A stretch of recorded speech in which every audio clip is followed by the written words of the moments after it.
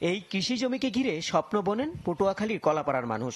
পখিয়াপাড়ার এলাকার বিস্তীর্ণ জমিতে সারা বছর ফসল আবাদ করে সংসার চলে প্রায় 2000 কৃষকের। তবে এবার ফসল আবাদ নিয়ে দুশ্চিন্তায় কৃষকরা। বলছেন পানি নিষ্কাশনের একমাত্র পথ শেখাও খালে বাদ দিয়ে মাছ চাষ করছেন প্রভাবশালীরা। ফলে জমে থাকা পানিতে নষ্ট হয়ে গেছে আমনের বীজতলা। এই খালের এরা বাদ দিয়ে মাছের চাষ করে, 20 দিনও ওই পানি নামে না, হ্যাঁ তো বীজ ফেরা পচে যায় সব। এই অবস্থায় আমরা এখন ভোগ দিয়ে আছি চাষিরা। এটা ইনুস্খা জোর জুলুম করে ঘের করছে, যে জনগণের ক্ষতি হয়, যান পানের ক্ষতি হয়। আমার রোয়া খাইয়ে হ্যাঁ গোদারে কইলে হেরা কয় খাইবে, সমস্যা নাই কোনো।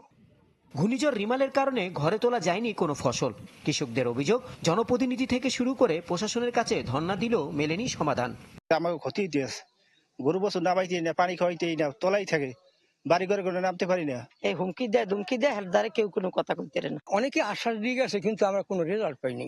নগদের কাছে সব গ্রাহকই প্রিয়, তাই তো সারা দেশে ক্যাশ আউট চার্জ সবচেয়ে কম। যদিও বাঁধ কেটে পানি চলাচল স্বাভাবিক করতে দ্রুত পদক্ষেপ নেওয়ার আশ্বাস দিয়েছেন স্থানীয় প্রশাসন ও কৃষি সম্প্রসারণ অধিদপ্তর। কৃষকদের কিছু ফসলের ক্ষতি হয়েছে, যেটি অচিরে দূর করার জন্য উপজেলা কৃষি অফিস কলাপাড়া এবং উপজেলার নির্বাহী কর্মকর্তা তাদের কথা হয়েছে। তারা বলেছেন যে দ্রুত বাঁধ কেটে পানি অপসারণ করে কৃষকের ফসল যেটি আছে সেটি রক্ষা করার ব্যবস্থা গ্রহণ করা হবে। তো বাজেট স্বল্পতা এবং জনবলের কারণে আমরা সবগুলো বাঁধ এখনো অপসারণ করতে পারিনি। আমরা জুন ক্লোজিং এর পরবর্তী বাজেটে সবগুলো বাঁধ অপসারণের জন্য যে ধরনের ব্যবস্থা বাজেট দরকার হয় সেই ব্যাপারে একটু বড় পরিসরে উদ্যোগ নিচ্ছি।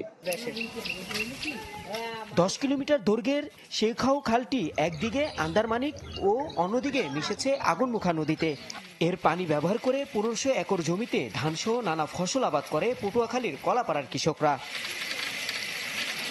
Desk report, channel 24।